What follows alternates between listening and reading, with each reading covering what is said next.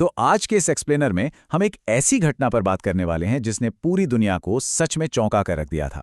साल था 1988 और दांव पर क्या था? एक पूरे देश का अस्तित्व, यानी मालदीव। एक ऐसा अभूतपूर्व संकट जहां समय रेत की तरफ फिसल रहा था। तो चलिए, बिना किसी देरी के सीधे इस ऑपरेशन कैक्टस की गहराइयों में गोता लगाते हैं और समझते हैं कि कैसे इसने दक्षिण एशिया के इतिहास को हमेशा के लिए बदल दिया। जरा माहौल की कल्पना कीजिए। तारीख 3 नवंबर 1988। सुबह के 3 बज रहे हैं। चारों तरफ गहरी नींद वाली खामोशी है।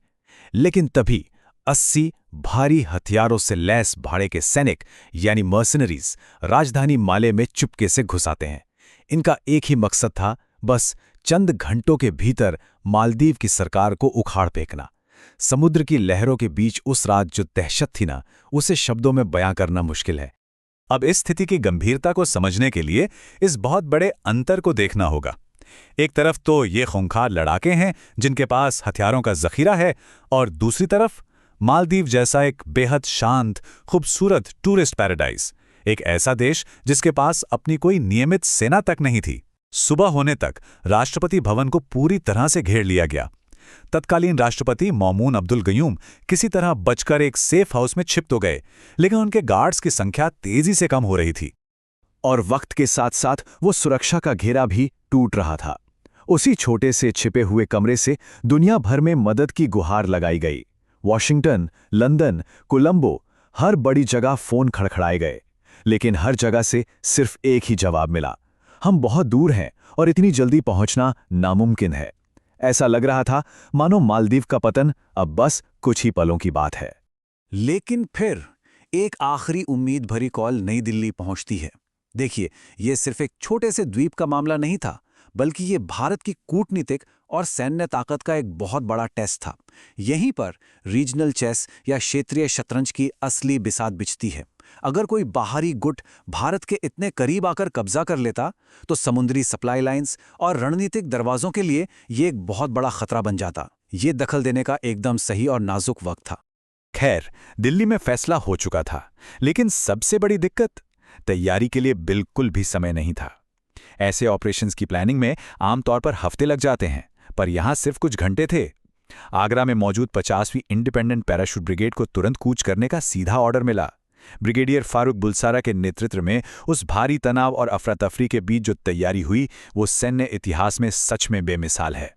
अब यहाँ जो बात सबसे दिलचस्प और हैरान कर देने वाली है, वो है संसाधनों की भारी कमी। मतलब सैनिकों के पास मालदीव का कोई मिलिट्री या टैक्टिकल नक्शा तक नहीं था। जरा सोचिए, इतने बड़े और खतरनाक मिशन की प्लानिंग सिर्फ पर्यटकों वाले टूरिस्ट ब्रोशर देखकर की जा रही थी। तैयारी का समय एकदम जीरो। और सबसे बड़ा डर यह था कि अगर उन मर्सनरीज ने रनवे पर पहले ही कब्जा कर लिया, तो आसमान से उतरते हमारे विमान सीधे सीधे उनके निशाने पर आ जाएंगे। ये 16 घंटों की एक ऐसी रेस थी जहां हर एक सेकंड कीमती था। टाइमलाइन देखिए, सुबह 3 बजे हमला होता है। 6 बजे तक राजधानी की सड़कों पर विद्रोहियों का पूरा कंट्रोल हो जाता है, और रात के 9 बजते बजते भारतीय वायुसेना के विशाल IL-76 विमान मालदीव के आसमान में पहुंच जाते हैं। घुप अंधेरे में समुद्र के बीचों बीच बने हुलहुले द्वीप के रनवे पर इन भारी भरकम विमानों को उतारना सच में जिंदगी और मौत का एक बहुत बड़ा जुआ था। पर इस रोंगटे खड़े कर देने वाले पल में एक ऐसा चमत्कार हुआ जो किसी थ्रिलर फिल्म से कम नहीं है। जैसे ही भारतीय विमान नीचे आने लगे, अंधेरे में डूबे उस रनवे की बत्तियां अचानक जल उठीं। मालदीव के कुछ स्थानीय लोगों ने अपनी जान की बाजी लगाकर उस हवाई अड्डे को बागियों के हाथ में जाने से बचा लिया था, और ऐन वक्त पर उन्होंने ही रनवे की लाइटें चालू रखीं। सच में ये 16 घंटे का एक ऐसा मिरेकल था जिसकी उम्मीद किसी ने नहीं की थी। आइए आगे बढ़ते हैं और देखते हैं कि ये पूरा घटनाक्रम कैसे तेजी पकड़ता है। विमान के पहिए जैसे ही जमीन पर टिके, विमान के पूरी तरह रुकने से पहले ही हमारे पैराट्रूपर्स बाहर निकल आए। कुछ ही मिनटों में पूरा हवाई अड्डा सुरक्षित कर लिया गया। फिर एक मास्टर स्ट्रोक, छोटी नावों के सहारे ये जांबाज रात के अंधेरे में ही राजधानी माले तक पहुंच गए। ये इतना अचूक और तेज हमला था कि जब तक विद्रोहियों को भनक लगती कि भारतीय दिग्गज आ चुके हैं, बाजी उनके हाथ से पूरी तरह फिसल चुकी थी। अब अपनी हार को एकदम सामने देखकर भाड़े के सैनिकों में खलबली मच गई। उन्होंने घबराहट में प्रोग्रेस लाइट नाम के एक जहाज को हाईजैक किया और समंदर के रास्ते भागने की कोशिश की। लेकिन वो ये भूल गए थे कि भारतीय नौसेना पहले से ही तैयार खड़ी थी। नौसेना के युद्धपोतों ने भागते हुए उस जहाज का पीछा किया, उसे बीच समंदर में ही घेर लिया और पूरी तरह से नाकाम कर दिया। बस उनके भागने का वो आखिरी रास्ता भी हमेशा के लिए बंद हो गया। तो यहां सबसे क्रूशियल पॉइंट ये 0 है। ये सिर्फ एक नंबर नहीं है, बल्कि इस पूरे अभियान की सबसे असाधारण उपलब्धि है। इतनी भारी गोलाबारी, रात के अंधेरे में एक अनजान जगह पर किया गया इतना खतरनाक ऑपरेशन, लेकिन क्या हुआ? एक भी भारतीय सैनिक की जान नहीं गई। बिना किसी जनहानि के इतनी बड़ी कामयाबी हासिल करना, ये ग्लोबल मिलिट्री हिस्ट्री में बहुत ही रेयर माना जाता है।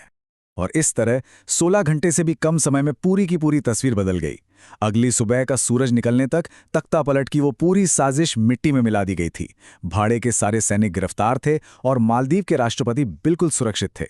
ये सिर्फ एक रेस्क्यू मिशन नहीं था, ये एक ऐसा एक्शन था जिसने पूरी दुनिया को एक बहुत ही साफ और कड़ा संदेश दे दिया था। और ये बात बहुत ही शानदार तरीके से दर्शाती है कि इस एक रातों रात हुए ऑपरेशन का वैश्विक कूटनीति पर कितना गहरा असर पड़ा। अमेरिका, ब्रिटेन और उस वक्त के सोवियत संघ जैसी महाशक्तियों ने भारत की इस रफ्तार और संयम की जमकर तारीफ की। इस घटना ने हिंद महासागर क्षेत्र में भारत को एक सिक्योरिटी प्रोवाइडर के रूप में हमेशा के लिए स्थापित कर दिया। सबको समझ आ गया कि पड़ोस में कोई संकट आएगा तो भारत कदम उठाने से पीछे नहीं हटेगा। कहते हैं ना कि इतिहास वही लिखते हैं जो बाकी दुनिया के हिचकिचाने पर निर्णायक कदम उठाते हैं। अब इस एक्सप्लेनर के अंत में एक बहुत ही गहरा सवाल उठता है, इस ऐतिहासिक कामयाबी के पीछे आखिर ज्यादा अहम क्या था? आगरा के उन पैराट्रूपर्स की बिजली जैसी फुर्ती या फिर दिल्ली में बैठे योजनाकारों के वो एकदम सटीक फैसले? सोचिएगा जरूर कि कैसे संकट के वक्त लिए गए तेज फैसले पूरी दुनिया में किसी देश का रुतबा रातों रात बदल सकते हैं। इसी सवाल के साथ आज का एक्सप्लेनर यहीं खत्म होता है।